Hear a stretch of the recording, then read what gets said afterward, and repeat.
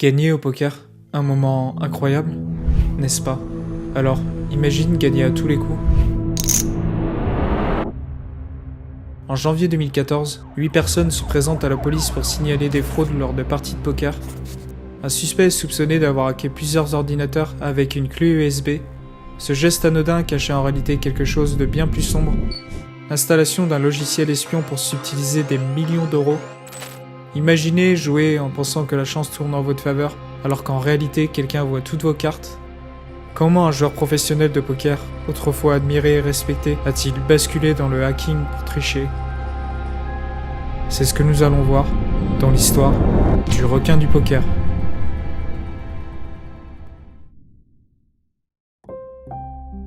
Tout commence dans les années 2000, au Danemark. Peter Jepsen se passionne pour le poker, y jouant même pendant des périodes de 16 heures par jour. Peu à peu, il devient si bon au jeu qu'il arrive à en vivre et passe même professionnel au milieu des années 2000. Dans le milieu, il se fait rapidement un nom grâce à ses performances. Il remporte son premier grand titre en 2007 lors de l'European Poker Tour à Varsovie, où il décroche un prix d'environ 325 000 $. Zup, comme on l'appelait, faisait partie de la vague de joueurs scandinaves qui dominaient le jeu pendant le boom du poker, aussi bien en ligne qu'au tas de tournois en direct. Il a même eu la chance d'être sponsorisé par de grandes marques de poker comme Betfair, Ladbrokes et Full Tilt Poker. Mais au bout d'un moment, les trop nombreuses victoires du Danois vont finir par interpeller.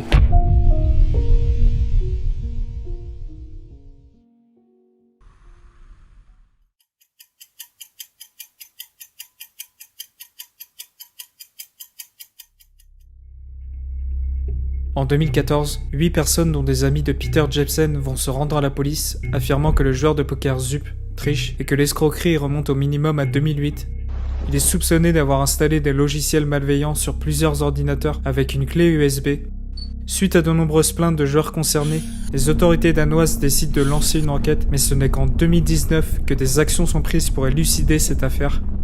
Peter Jepsen est finalement arrêté et jugé 5 ans après le dépôt des premières plaintes concrètes. Des années après que les faits aient lieu, c'est long, très long et assez frustrant pour les victimes.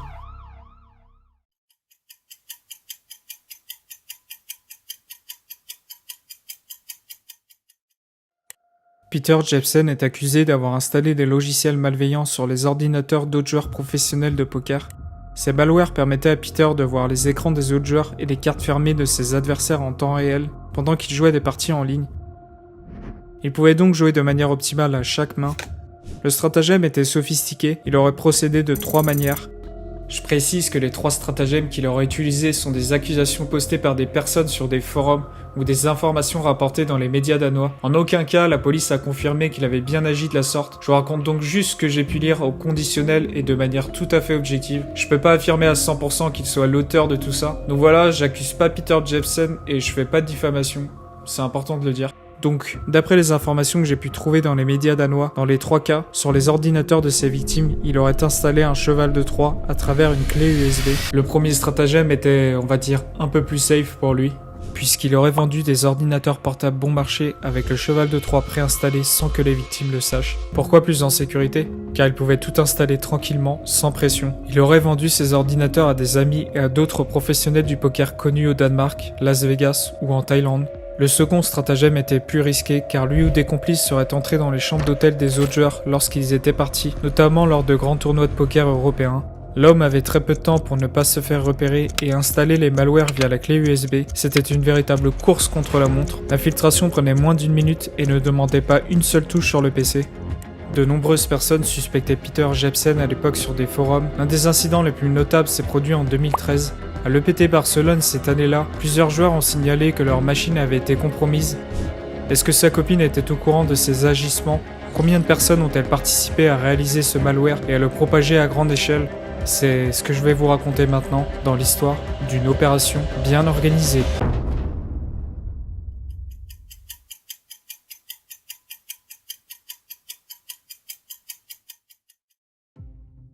Une des prétendues victimes du malware, Kailonen, qui est un joueur de poker professionnel, va faire appel à une société de sécurité informatique, F-Secure, pour examiner le piratage. Je vais vous raconter ce qui a été noté dans le rapport qui a été rendu public. Maintenant, imaginez-vous bien la scène. Kailonen décide de faire une pause pendant le tournoi car il perd tous ses jetons, tout son argent. Il retourne donc à son hôtel et prend l'ascenseur pour aller dans sa chambre. Il sort la carte, la passe devant le lecteur, mais constate que la porte ne s'ouvre pas. Un voyant rouge clignote, indiquant que ce n'est pas la bonne carte. Il ne parvient pas à ouvrir la porte. Donc il descend à la réception resynchroniser sa carte. Il monte à nouveau dans sa chambre, réessaie la carte, et ça marche. Le LED est bien vert, mais dès qu'il ouvre la porte, il sait que quelque chose ne va pas. Il se souvient bien avoir posé son ordinateur portable sur son bureau ce matin-là. Il cherche partout, mais ne trouve pas son ordinateur. Un fait marquant pour lui, c'est qu'il y a encore son chargeur qui pendouille le long du bureau, mais il n'y a plus son ordinateur. Il descend alors voir son ami qui partage sa chambre ce jour-là, et lui demande s'il a emprunté son ordinateur. Son ami lui dit non. Il lui dit aussi que sa carte ne fonctionnait pas ce jour-là, et qu'il était impossible d'entrer dans la chambre. Là, ça commençait à devenir très étrange. Kailonen remonte alors vite dans sa chambre pour chercher son ordinateur, et là, il s'aperçoit qu'il est exactement à l'endroit où il l'avait laissé plus tôt dans la journée, sur le bureau. Cette fois-ci, il est sûr que quelque chose ne va pas. Même s'il a l'habitude de contrôler ses émotions avec le poker, là, il commence vraiment à flipper. Ses soupçons vont se confirmer une première fois lorsqu'il va voir que le système d'exploitation Windows ne démarre pas correctement. Il fait face à un écran noir. Et une deuxième fois lorsque la réception va lui donner l'historique des entrées dans sa chambre. En analysant ce document, il va constater que ce même jour, une troisième carte invitée a ouvert sa porte. Au moment où Kailonen descendait à la réception pour reprogrammer sa carte, quelqu'un utilisant une troisième carte d'invité est entré dans sa chambre exactement 2 minutes et 41 secondes avant que Kailonen n'y retourne et constate pour la première fois la disparition de son ordinateur. Ça fait froid dans le dos. Kailonen dirait même qu'il avait entendu des bruits dans la salle de bain lorsqu'il cherchait son ordinateur pour la première fois. Complètement paniqué, il va demander à la sécurité de l'hôtel de regarder les caméras. Mais pas de bol, ce jour-là, elles ne fonctionnent pas. C'est vraiment pas de chance. Aïe aïe aïe. Il décide alors de faire appel à une entreprise de cybersécurité pour élucider l'affaire. À la suite de l'analyse, l'entreprise va confirmer la présence d'un cheval de Troie installé via une clé USB avec des horaires correspondant exactement à la disparition de l'ordinateur. Les spécialistes vont lui expliquer que le but de ce virus était de prendre des screenshots de son ordinateur à intervalles réguliers et de les envoyer au hacker. Grâce au malware, le hacker aurait pu voir les cartes qu'avait Kailonen en main lorsqu'il jouait du poker en ligne et pouvoir aller à la même table que lui et en conséquence lui voler tout son argent. Pour pouvoir accéder à la chambre de Kailonen et installer le virus, le hacker a réussi à détourner le système de cartes de l'hôtel. Pour ça, il a programmé une carte pour en faire une master key, c'est-à-dire une carte qui peut accéder à toutes les chambres de l'hôtel. L-Secure explique aussi que le hacker utilisait un brouilleur qu'il venait positionner derrière la porte pour tout simplement empêcher Kailonen de rentrer au moment où il effectuait les manipulations dans la chambre et ne pas se faire prendre. Mais ce n'est pas tout, car lors du procès de Peter Jepsen, la police aurait découvert un troisième stratagème. Une victime aurait affirmé que quelqu'un avait désactivé les vidéosurveillance de sa maison avant de s'introduire par effraction pour installer un malware sur son ordinateur. C'est encore plus fou, car l'accusé et ses complices auraient pris encore plus de risques, tout ça pour l'appât du gain. Au final, au cours de l'enquête en 2019, 3 témoins ont témoigné admettant avoir aidé Zup à installer un logiciel de triche. Selon certaines rumeurs, il aurait peut-être fait partie d'un gang de hackers suédois. D'autres personnes auraient été également impliquées dans les fraudes, dont un informaticien de la police danoise. Autant vous dire que là, ça fait beaucoup trop de surprises dans cette histoire. Ah là là, c'est presque digne d'un film de fiction.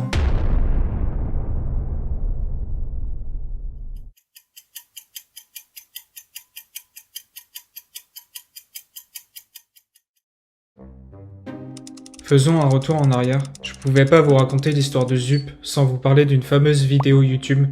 Vous allez voir, c'est assez étrange. En 2008, Peter Jepsen a déclaré qu'il avait failli être victime d'une arnaque en ligne. Dans cette vidéo, il raconte que quelqu'un s'est fait passer pour un employé d'une société de poker et lui a envoyé un fichier pour qu'il le télécharge. Alors forcément, il parle d'un cheval de Troie. Je crois que vous avez compris le truc. Zup a peut-être voulu jouer le rôle du héros en parlant d'un incident, de la façon dont il a protégé ses données et de la façon dont d'autres joueurs pouvaient être escroqués. Sauf que d'après la justice, il a fait exactement la même chose en arnaquant des gens en ligne.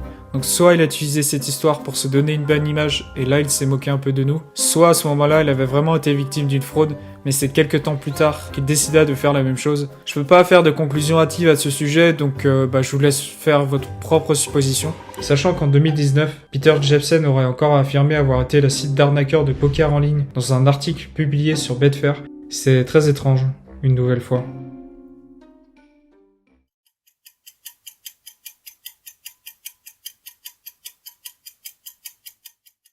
En 2020, à la fin d'une longue enquête, Peter Jepsen est condamné à 3 ans de prison par le tribunal de Copenhague. Il est bien reconnu coupable d'avoir utilisé un cheval de Troie pour espionner les ordinateurs de ses adversaires et tricher à grande échelle pour amasser encore plus de gains. En plus de la prison, la police lui confisque plus de 3 millions de dollars, soit environ le montant qu'il a gagné illégalement auprès de ses adversaires par des moyens déloyaux. Il a été contraint de verser 144 000 dollars à l'une de ses victimes qui a subi ce préjudice. Vous vous rendez compte d'un truc? Il s'est passé 6 ans entre les premières accusations délivrées à la police et la condamnation. Franchement, c'est très très long pour que justice soit faite.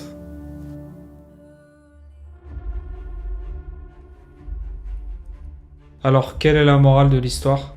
Si vous avez un ordinateur portable utilisé pour des activités sensibles, importantes ou des déplacements, prenez-en bien soin et surtout prenez les précautions nécessaires. L'affaire a eu un impact énorme dans le monde du poker car elle a révélé à quel point les joueurs professionnels peuvent être vulnérables aux attaques de hacking sophistiquées, même lors de compétitions de haut niveau.